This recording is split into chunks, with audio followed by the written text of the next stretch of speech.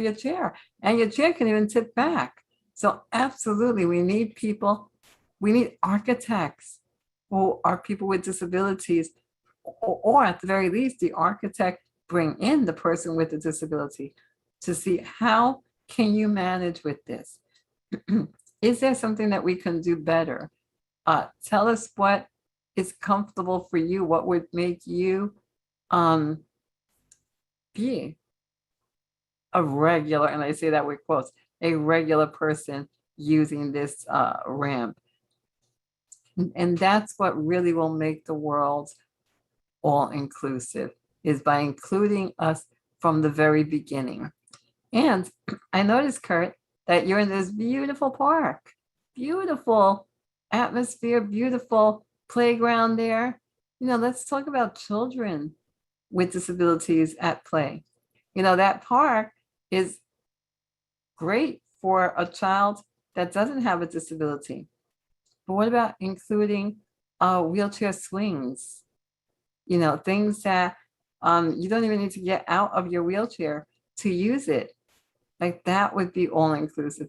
I know that I think it's in, oh gosh, I can't remember the state, but there is a state that has this all inclusive water park. And they even have, and this is so amazing, they even have a motorized wheelchair that they will lend you to go through the water, because you can't just, have your motorized chair go through this water park and have all this water spray all over you without damaging your electronics. So yeah, they have this amazing wheelchair that they will lend somebody, and then they can roll around and have water splash on them and run and scream just like all the other kids. It's such a beautiful place. And those are the types of people that we need more of in this world. More people like you, Kurt, who don't have a disability. You don't have a disability. You can do everything that any other able-bodied person can do, because you're not in this world, yet you are in this world because you choose to be here with us to fight our battles, to make it all inclusive. So that hopefully one day you won't even need to think about something not being inclusive. Like it's just a regular day for all of us, just like it is for you and your family. So thank you for really bringing awareness through World of Ability and all the other wonderful podcasts and things that you do to help make everything inclusive for us. Back to you, Kurt. All right. Thank you, Denise.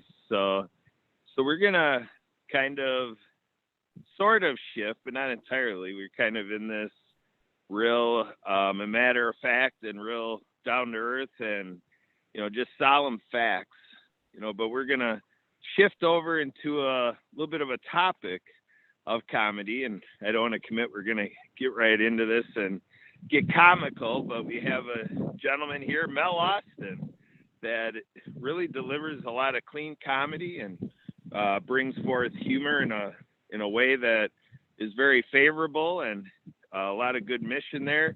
Mel and I met through endeavors of VetNet out of Colorado Springs, Colorado, and we're percolating a lot of possibilities and a lot of mutual interest amongst contacts. But Mel Austin, welcome to the show. And what do you bring to the show today? What are your thoughts as you're listening? And please do give a little bit of orientation and background to you and the work that you do. And if you want to make us laugh, you have our permission. Hi, Kurt. Good to see you, buddy. What are you on a walk? Are you playing golf? What are you doing back there? Hey, golf. That's not a bad idea. Right now I'm walking towards some tennis courts, but they're empty right now. And just kind of a park here. We're out here. There's a worldwide event going on for Humans United in Mutual Aid Networks. So nice. This Mutual Aid Network community is very serious about economic solutions that bridge the gap of the current systems.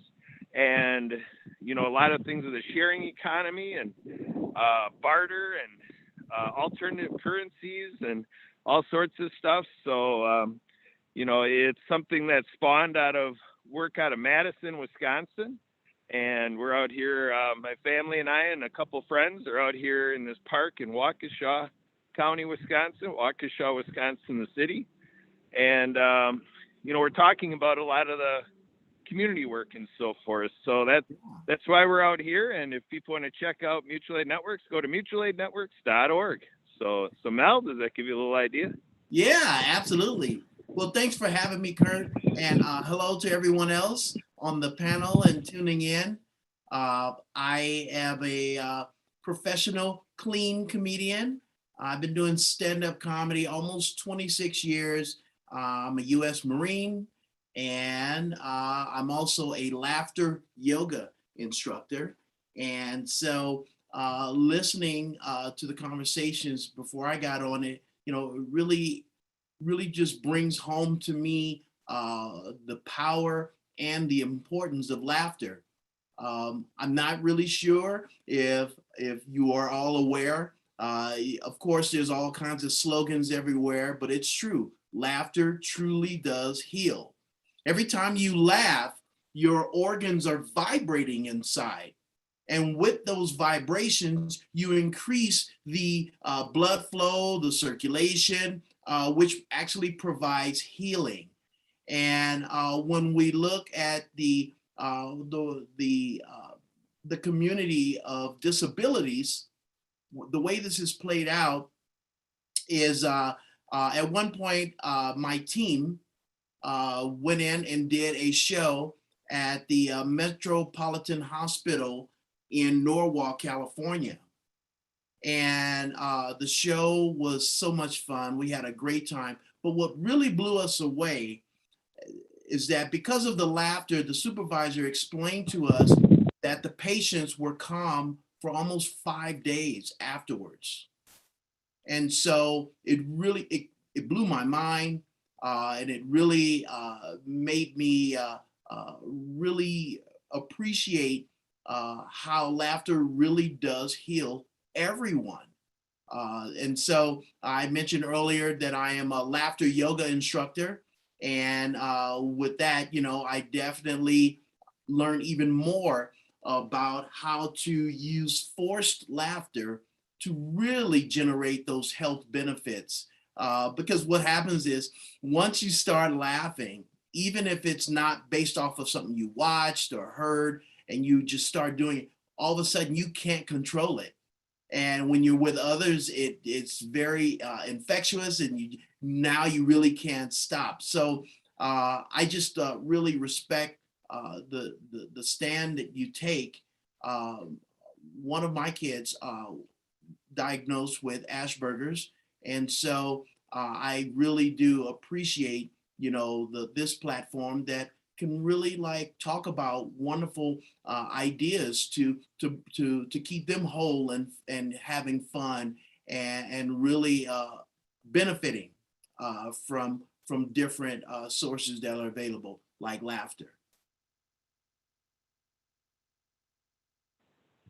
That is good, because it ties in to a little bit of the last half hour coming full circle. Because when we were on here ready to produce and live stream, it started out just Dariush and I. We have Dariush Astari here from out in Armenia, and he and I were on here, and he's like, I don't know what we're going to talk about today, Kurt. Like brainstorming with him, and I'm like, well, just wait. People come in here, it's like an open house. So here we are, Dariush. We didn't know what we were going to talk about, but now we got a lot to talk about. So Dariush, where do you want to take it from here? The floor is yours. Take that mic and roll, Dariush. Okay, Kurt, actually what I was thinking, and it came to my mind to talk about the WCAG and ADA and what's the difference between them, because everything is now online. We are all online in so many places, so many countries. People are living online because of the pandemic, and it's businesses are going online, even those that were not, and it's good to talk about it. WCAG, or Web Content Accessibility Guideline, is a European standard for people with disabilities that need to use the web and access to the internet, web, and web content. ADA is Americans Disability Act, which is much broader than just the web. It defines so many uh, standards, so many rules, so many guidelines, even for the entrances of the buildings, supermarkets, uh, for people with wheelchair, for example, or how most of the supermarkets or big stores, they have, even if the distance between the checkout cashiers are too small, the rows, there is one wide uh, section for the people who are on the wheelchair. And there are always some people to help those that they have a disability and they cannot reach the product that they want, and help them to take it. And at least even in Armenia, there are even the baskets that are very comfortable for people that are walking with the cane, uh, or they are on the wheelchair. WCAG does not talk about this. It is not about the physical space. It is only about the uh, web and web content. What is important on the web is that we should not, the user interface designer must not look at things for normal people. There are people with visual disabilities, high astigmatism, color blindness. These people, like me, if there is on the design, there is so many lines with different angles, I cannot see, I cannot bear it. I leave that page. If the buttons have a specific kind of gradients and specific colors, I cannot, uh, I'm not free, I'm not easy with those buttons. And there are so many other issues for visual uh, stuff. Also, people that their fingers or their hands have shaking, like people with Parkinson. The distance between buttons is very important. The design of the forms are very important. These are the guidelines that are defined, and if a business owner wants to cover its business and include this majority of people, minority of huge minority of people that they have different kind of disabilities, and include them as their potential clients or visitors of their website.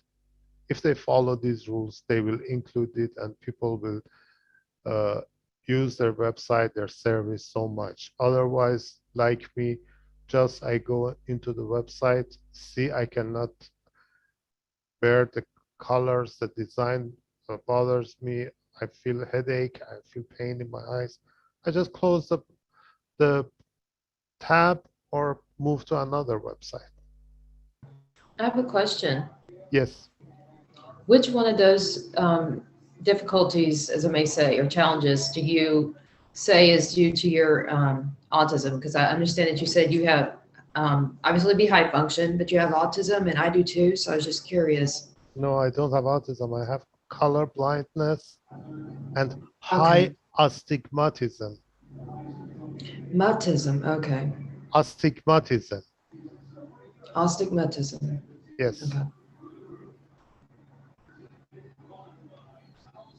When there is a different, in one page, there are uh, lines left, right, moving to with different angles,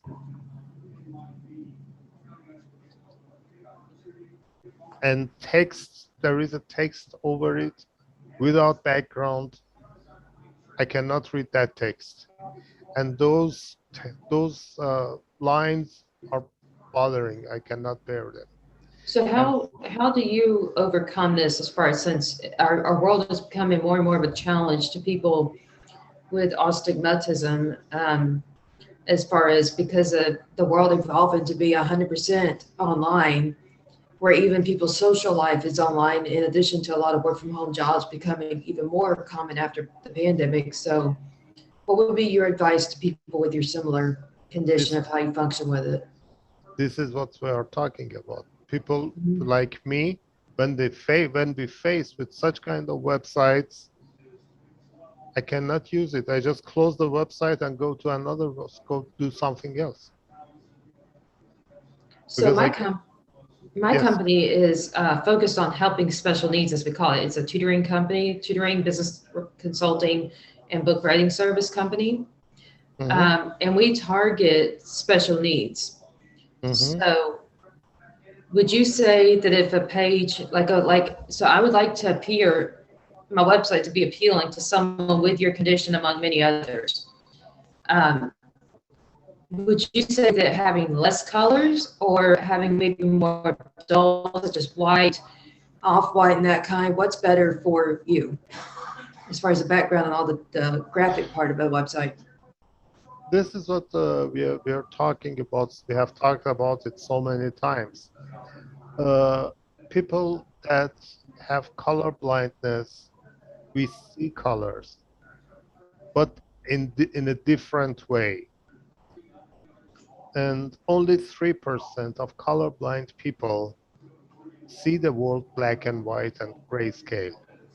Right. Others see colors. But for example, if you write something in pink over white background or vice versa, I cannot read it, and I get a headache when I see that text, that view. So you can see it, it just overwhelms your brain. It bothers my eye. Mhm. I cannot read the text. This is the issue. So are there any colors that would be more comfortable to someone like you? Blue. Blue is the safest color. Lighter, darker, or any shade? Look, uh, you need to, high contrast is very good. Okay. And for the background, when you write it, when you want to write a text over an image, use a background for the text. Okay. And there are so many things. Consulting with the ADA auditor will help you so much. And make sure that auditor works with a person with visual disability. Because I have seen auditors that they audit websites for ADA, but they have not Hmm. seen, I was the first colorblind person that he had seen in his whole life, and he was doing ADA auditing. And once I noticed that he was referring someone to make his website black and white, and so why do you recommend him to do it black and white? So because of color Right. blindness. No, we see colors, but in a different way. Some Right. colors, some shades of colors we cannot see. So I understand you to some degree from an outside perspective, not as being the person with it, because my dad is colorblind, so he can't match his clothes because he's one of those that sees in black and white in the grayscale, as you called it. Mm-hmm. So I'm used to working with at least one person in my life that is colorblind. So Mm-hmm. so when my parents went their own way and it was just my dad and myself in the house, I had to match his clothes for going to work. Because he's one of those that's on the grayscale, and so he couldn't match it because he couldn't even see it. And he would Yes, often, as a girl, you probably know from if you have a daughter or a wife or whatever, you probably know, they often say, "Okay, how do I look in this outfit?" And my dad would be like, "I'm sorry, I told you I can't see that. I can't give you any feedback because I can't even see what you're wearing." And this is the he's one of problem those that I that, have. but This my is dad has excelled functioning well in what is not color based profession as an electrical engineer. So he deals a lot with angles. You know how engineering is, but he uses AutoCAD designing what is Mhm. for electricity kind of electric systems. Mhm. So he just needs to deal with angles. He doesn't need to deal anything with colors. The angle, the lines and circles and other shapes show up in a certain color and the background's another, which he probably has set to black and white, whether he knows it or not. But still, there are only two colors that he deals with as far as his job, and he's excelled in it. So that's why I was Yes, wondering about how you handle yours as far as you sound like you're in a graphic design or some kind of yes, other art yes. versus the way my dad's, he's got it in the black and white, but he doesn't deal with colors at all. So, Look, I was editor-in-chief of a magazine for 15 years. I always okay. had quarrel with people about the design, about some colors. And at that time, I did not know I have color blindness. And Okay. the problem is that I was born like that, and I see the world like that from the very as Right. long as I do remember. Mm-hmm. And what I thought that I see correct and the others see wrong. I understand that from a different And the perspective with my others vice autism. versa. Right.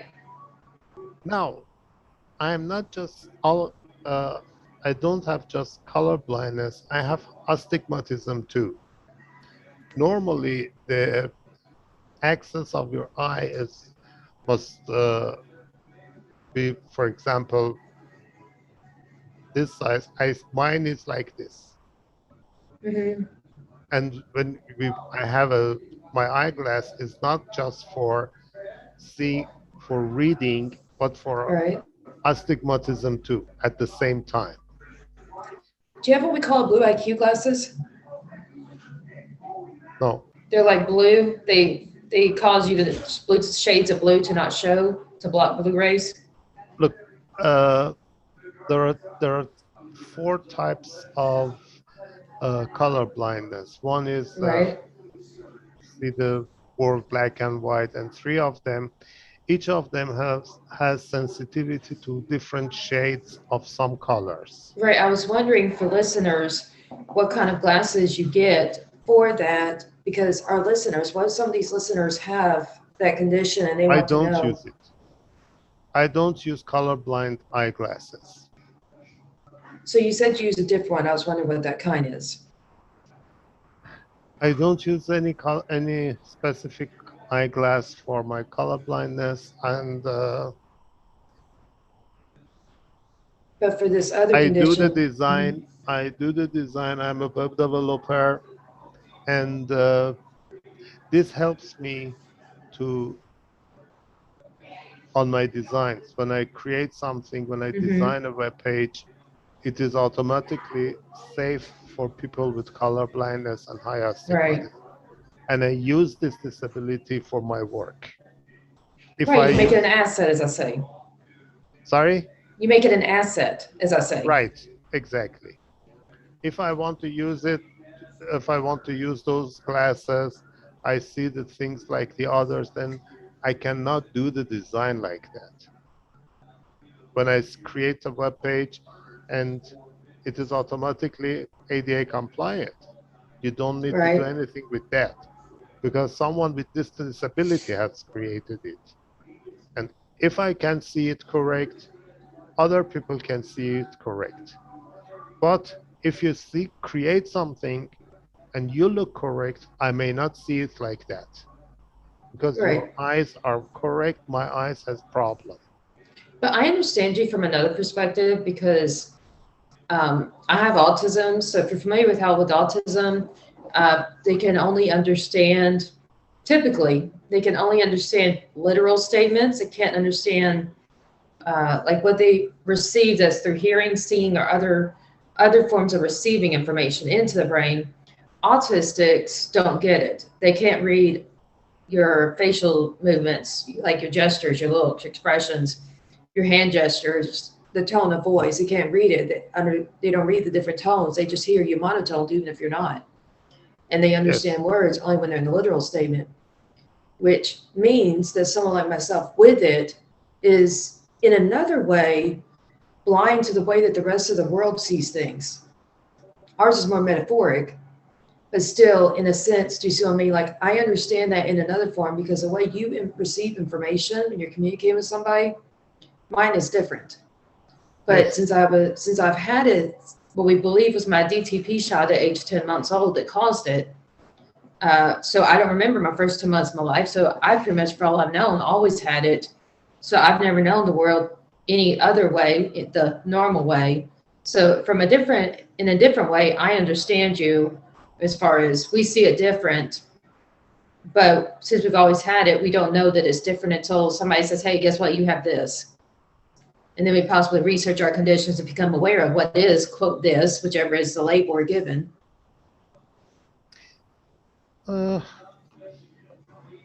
we are like this, and we live among the people for a long time. Well, we are not separated. We are part of this world. We are part of this community. Right. And my contribution to adapt, to make adjustments and adaptations, is to do the design the way that people with normal visibility and people with visual disabilities can use the same content. I think it's important that a lot of these people with your similar conditions hear this and know that they can do those kinds of work that involve the challenge, that basically make an asset out of their challenges. And Yes, similar with people with mine, like autism, PTSD, generalized anxiety, and yet they can still be motivational speakers. They can still be educators and all these other roles I play that are a matter of speaking in front of some kind of group of people. why And not? I think that's the most important, I think, of where we're going with this, since this is the whole idea of Transform You is about reaching those that have these challenges like ours or different. I think that's the most important part for them to get out of this. Yes, You have overcome it and found with certain tools that you could actually make an asset out of your colorblindness. And I have, on the other hand, found a way that I can make an asset out of my high function autism and use it to motivate people and to be a role model. And that's where I think you and I both align, is that we're a role model to those with our whatever challenges. exactly. Look, this is a mental Mm-hmm. issue only. I do not believe in disability. Well, I believe that the proper words in the terms of speaking to our community is It to is say special abilities, diff. because we can use it to make ourselves better by the way, like how you do, you make an asset out of it because it's a special ability. Special ability or different ability. Well, that's why I say special, because it's Look, different, but I guess sometimes in education, the word special is associated with a negative connotation. what is the difference between me that can walk and all the day sitting on the chair at the computer and someone on the wheelchair sitting at the computer? What is the difference? The main difference, I would say, in terms of education is motivation, or the awareness Exact. of the opportunities Yes. Possibly education, meaning that they have not been educated in the possible careers that they could pursue within their limitations. Like they aren't aware, and other things are a matter of possibly education in the sense that they don't have the formal education to get that certain job. Maybe they don't know how to pursue it, like the steps to get into college, or maybe they don't understand the importance of doing well in high school to get into college and so forth. So I think the missing key is awareness and education. And that's why I think, to answer your question, so many may be in a wheelchair but not know that they could be sitting at a computer doing a various job, whether it's the same as yours or it's engineering, it's like some other kind of design, whether it's art or not. I mean, but whatever is a computer job, they could even be in a wheelchair and be doing accounting, which is what my 2 college degrees were in. I mean, there's so many things they can do, but I think that's in our world as a whole, that's the big problem. They are not aware. Maybe they're not necessarily in a school system or not even at school at all that's able to make them aware. So it's awareness. That's what it is, the missing piece. And that's why I tried when I joined in, which I apologize for being late. I didn't get the password to the meeting until 20 minutes into it. But I think that's the main thing we need to get out of this for our listeners, is that you may not be aware of where you can roll. Like, let's say your role within society as far as type of work, you mean the general listeners, and that you, me and Mr. Ashtari are a prime example of where they can, as you found an asset within your limitation instead of allowing it to be a limitation. And similar with mine, and that's where I think they ultimately need to hear out this whole message. This is this is our mission: awareness, creating awareness, and motivate people. Exactly. And that's why I like to be a motivational speaker when there are organizations who are looking for them that I can reach. And I can be one of their motivational speakers, like how often they rotate which speaker they have at whichever show or event. And that's why for those that need motivational speakers, I like to be one, because I like to be a prime example through the motivational speaking of, look where I am. Look at, while I have at the same time 3 pages long of disabilities, when you list it 1 per line the way my doctors do. I have 3 pages long of disabilities. Well, it's more than I can even name to you that I have. And I've even been through 9 surgeries now because of the severity of certain ones.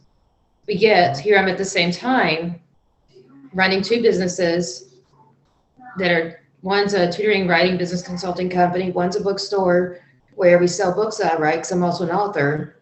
And at the same time, I'm helping the community with, between being on podcasts to tell the world to being a motivational speaker, even if the only presence I get is being on my YouTube channel and those listeners or social media, even though there are particular publishing companies that use me as one of their speakers, but still, that look at all I have done. While I have was probably more disabilities than a lot of other people, and mine are 3 pages long. But key, I did not let it stop me, and neither should they. When you want to do something, no one can stop you. Absolutely. If you want it bad enough, that's the key. But as part of what I believe to be the goal is to transform you, is to motivate them to see and to want those opportunities, to have the drive to find and then pursue those opportunities in whatever steps, like education or whatever it is that they need to get there. But the first step is motivation. What is important is to believe in yourself and your capabilities. Believe that you can do it. I believe the first step is identifying your talents, and from that, believing you can take those talents and put them to work to somehow be an asset to the world.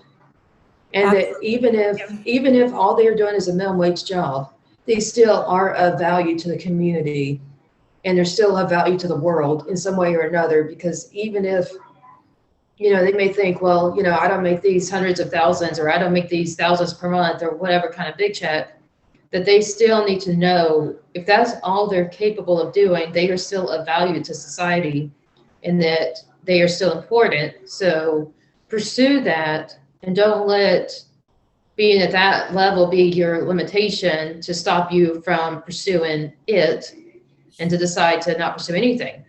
Because we all have a role within society and in the human race to achieve, various causes and awarenesses. Just the important thing is I think they need to be motivated, and they also need to be made aware, which starts with identifying their strengths and then going to like what you said, Mr. Ashtori. Absolutely. If I could just chime in there for a moment. One of the Sure. things that I hear everyone saying, which is so, so true, is to bring awareness and education to the individual. However, one thing I would like to say is that, many of us, we may not even know, like Jennifer, you didn't know that you had these challenges or these conditions, whatever we want to refer to them as, as the individual, we choose our own words. But that being said, I think that even before we bring awareness to ourselves and for us to get into the right mindset, that education and awareness really needs to start at the government level and Yes. parents. Because if the parents who all of a sudden finds out that their child has a disability or will grow into a particular disability, and they're not aware and they don't know what life to expect for that child, they're going to end up, sad to say, treating that child like a child, even into their teens and into their adult life. So we need to really start with the education to the parents and to the government, because at the end of the day, it is the government that is going to say whether we have special schools or whether we have Right. the schools in general with the proper educators who will need to know, okay, this child learns a little differently. And at the end of the day, look, we all learn a little differently anyway. Even people who don't have disabilities, we Right, all because there's already 4 different learning styles within the, so to say, norm. That's like you're saying, those that have different learning styles but aren't necessarily special needs. Exactly. So, we need to start with the families, with the parents, with the educators, and even with the doctors, because really and truly, we have doctors in this world that are phenomenal. But then we have other doctors that will give you a diagnosis and boom, boom, boom, that's it. Take your child home or put them in a nursing home, a facility, because it's going to be, because like for me, and I'm 53 years old. So, when I was born, normal for society. It wasn't until I was 3 years old that my mother realized there was something wrong with my child, and Yeah. everybody's saying, oh, no, no, no, she's lazy. She just does not want to do anything. She wants you to pick her up all the time. You need to break that habit. So when I was 5 years old and my mother sees that all of the other kids are running around, but I wanted to stay sitting down, that's when she really realized there is something wrong. And so when they finally diagnosed me at 5 years old, and then the doctor said to her, you should really think about putting her in a facility, in a nursing home, in an institution, because she is going to be too much work. She's going to get weaker and weaker. And as she gets Right. older into her adulthood, you're not going to be able to manage. Well, thanks. So My mother and my grandmother said, no, we're going to take her home and treat her like the other child. And they well, did. I'm in your boat. I'm in your boat, Miss Denise. Mm-hmm. I'm Yeah, in your boat. My exactly. case was very similar, where when I was first diagnosed with epilepsy, and at the time they did not know such high function autism exists, so I wasn't diagnosed with that until I was 26 and already done with my education, had my master's degree and all. Because it wasn't even known to exist to have such thing as high function, and they knew I was too smart for being, quote, being autistic. Because, back in the 80s and 90s, they didn't even know about high function. And they knew I was in honors classes, so I was too smart for being autistic, as they knew at the time. But when I got my seizures at 10 months old, and that's when I also was diagnosed with my migraines. It was caused by my DTP shot. Like, They told my mom that I wouldn't even live to pass elementary school. Like I was going to die before I finished 5th grade, Yeah. if I even made it to 5th grade. And when I did, they said that about junior high. Right. And then when I made it past that, they said that about graduating high school. And yet, like your situation, here I am, how many decades later, you know what I'm saying? Without announcing my age. Well, I mean, so understand. my parents were in your parents' boat, if in another way, which is basically the doctor says that, but they were like, I believe in this kid, whichever one of us it is, based on which parent.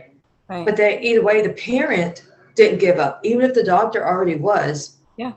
The key to this is for listeners that are parents to not give up on their kids, Absolutely. regardless of what the doctor says. Absolutely. And get your, and again, you were unfortunately not here in this part when we were talking about it, but again, it's like believe in yourself, like Daru said, whatever it is that you want. But in this case, it's for the parent to believe in their child. It's for the doctor who maybe is unaware of this condition and only knows a little bit about it, is to educate him or herself into what this condition is and what the person can do. And if I can And that also, also, Mhm. I just also want to take a moment to, not to make light of any situation, of course, because these are real things that are happening in our lives and we want to bring awareness.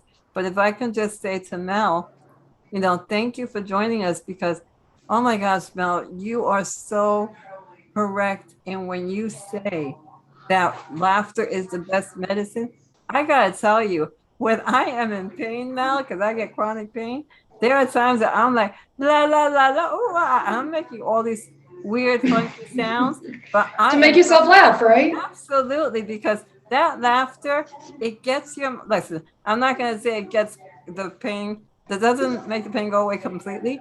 However, it does lessen it.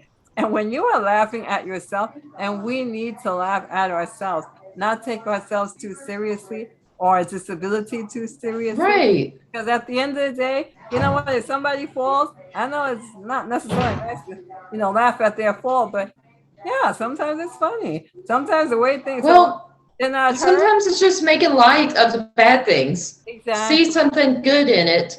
Because we can't avoid there being bad things in our life, whatever they are, however severe they are, however, whatever degree of suffering, they're still going to exist. Exactly. So like you and I may not have the problem of hunger, but we still got suffering of some sort. Exactly. So we have to, the more that we can just, just have fun in life and not take ourselves or our situation too seriously. I mean, and again, not that I want to make light of anything, but like sometimes you gotta crack a joke and say, like in the case of your dad, if he can't match up his clothes, you know what?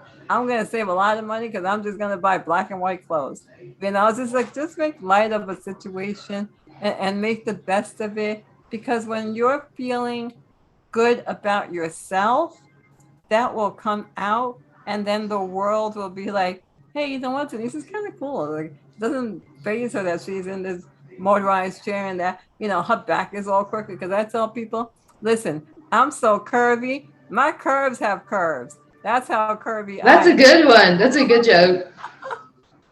And you just gotta have fun in life, and with that, I want to say hello to. Oh, hey, hi, how are you? Thank you for joining us. What would you like to say and share to our wonderful viewers?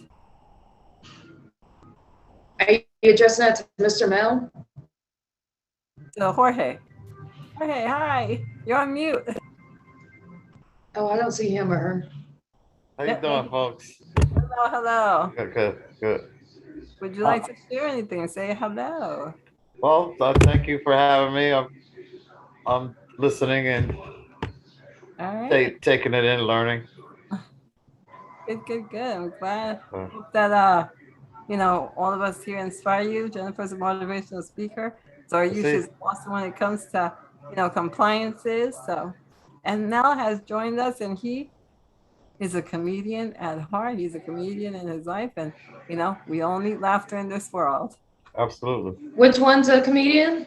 Mel Austin. Say hello. Oh, hello, Mel. Hi, Nice to Jennifer. meet you. Likewise. Maybe you need to pull us one of the jokes before the show ends.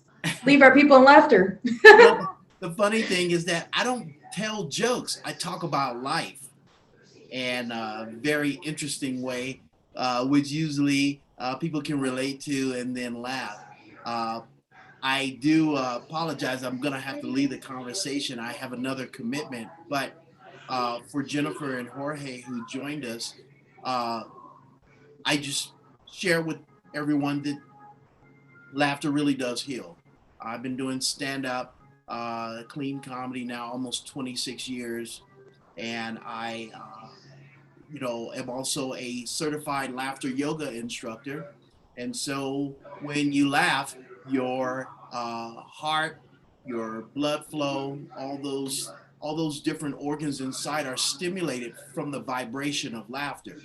And so whether it's something that is organically laughed at or something that's forced, it's very, very beneficial.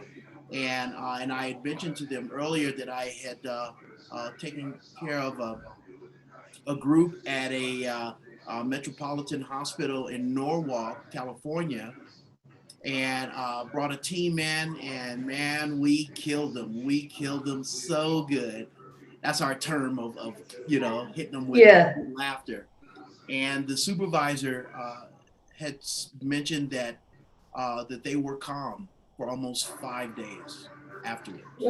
Well, knowing that you are right. I know when I get depressed, because depression is one of the things I struggle with, that laughing does make me happy. I didn't understand the science behind it.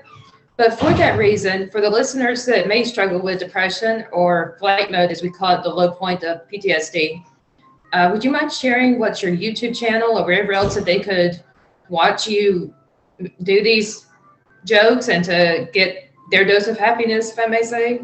Absolutely. My website is laugh LAUGH the number 2 success.com. I'm gonna put that in the chat, by the way. Thank you. Laugh the number 2 success. I can spell that right. .com. When you go on the website, see now I'm thinking about Daryush, but when you go on the website and you will see there's a tab that says videos. You'll see different performances that I've done, whether at a comedy club, television, recording, and then of course, as you could imagine, a lot of my clients, because I do everything from churches, fundraisers, hospitals, senior citizen homes. We have a team that does school assemblies. A lot of those events are more on the private side, so you may not get a great deal of content to watch because of their privacy, and recording. But I have tons of references, and I really want people to know that laughter does heal, and please do it as much as possible. Just really getting yourself to activate your insides really does make a difference. It's very similar to the reaction that people have from music or singing. So it's definitely something that I'm so grateful to really find this as my main motivator. It wasn't like that at the very beginning, but maybe about into my 10th, 11th year of comedy, I realized, wow, this really makes people feel good. As you mentioned earlier, it actually decreases depression, definitely helps with anxiety. And even for myself, I remember having the flu once, and laughing actually healed me. All of a sudden, my temperature went even higher, and I'm releasing and coughing up all this congestion, and I could not believe it. Within a matter of minutes, I felt like a whole new person, where before I could, barely pull myself off the couch. So I'm definitely a huge fan of the healing factors of laughter. That's awesome. Thank you. Yeah, that's fabulous. And I love the website, Laugh to Success. Yes. Yes, that is awesome. Yeah, well, That's what we gotta do, right? We have to, my company's name is called Live Creatively, and it's called Live Creatively because, hey, we need to figure out ways to do what we want to do. We need to get creative, and live our own way. So by our own design. So I love that. Absolutely. Path to success. Absolutely. I did mention that I'm gonna have to honor another commitment, but I did want to mention to Jennifer, based on the business that she mentioned about working, I believe, with students with disabilities. Laughter yoga is definitely a great application that can be applied. And if you have any questions on that, I'd love to connect to kind of walk you through it if necessary, or even, help train, because if you can do that before they start a task, I think you're going to see an amazing difference in their output for sure. And I'm not sure if Yeah, she's you're on mute, You. Jennifer. she's on mute. And yes, Mel, I was going to say, I shared my information asking that you take it down for the same reason that we connect. But I wanted to connect with you because you said you do fundraisers, and I have my books that I write available at wholesale prices upon request to be, basically used for resale, even if it is a fundraiser, as opposed to quote for profit. Absolutely. Even though you'd still make something off of it, it's not quote for profit like if you had a bookstore or something. But I do have them available for other institutes that want to do it for profit, as well as those that are nonprofits who do fundraising. And so definitely, if you would take my information down that's in the chat, maybe you can copy and paste it. Yeah, just got I like shoot me a text. Yeah, shoot me a text later on, whether it's today or whenever you have time, and let's talk more. I agree. Okay. And thank you for being here. Thanks for having me. Yes. And Thank you, Mel. God bless you all for the stand you're taking, and have an amazing rest of your weekend. Thanks, Thank Kurt. you too, Mel. You too. Have a wonderful week. Goodbye. Perhaps Bye. next Mel. time you come and do some laughing yoga for us. Oh, he laughs. Okay. All right, so let's do a check-in with Emily. Emily, I think we're at hovering around wrap-up time, so I want to check in with you, Emily, and let's work on our closing. Yeah, I think we're in like a minute or a couple minutes of closing here, or being like right at an hour. But I just wanted to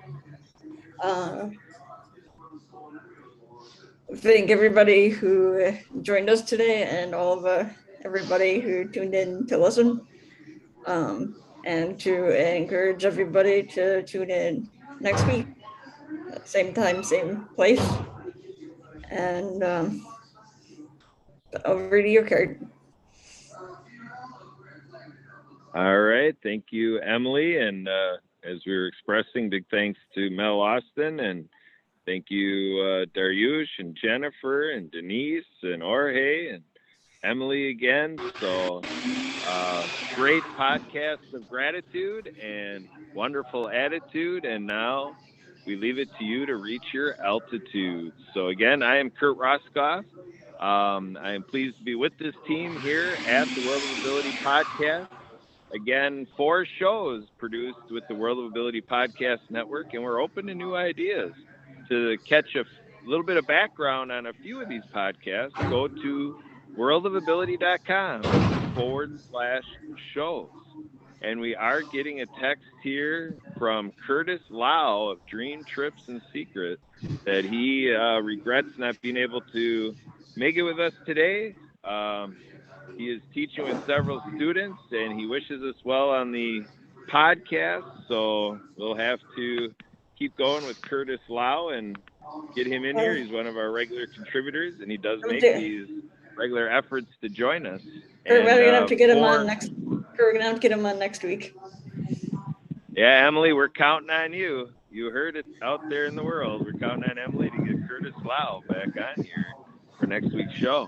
So if there are any ongoing interests with this show, feel free to email me, Kurt, K-U-R-T, at thedisabilitychannel.us. Feel free to call and text me, 262-372-1-SKI. That's 262-372-1754. And it is a beautiful day out here, broadcasting live from Bethesda Park of the city of Waukesha, Wisconsin. We're out of here. That's a wrap for the World of Ability. We're ready for next week. We're spilling over. We could do another hour today, but we'll wait till next week. Bye, everybody. Bye, everyone. Take care. Bye-bye. Thank you, everyone.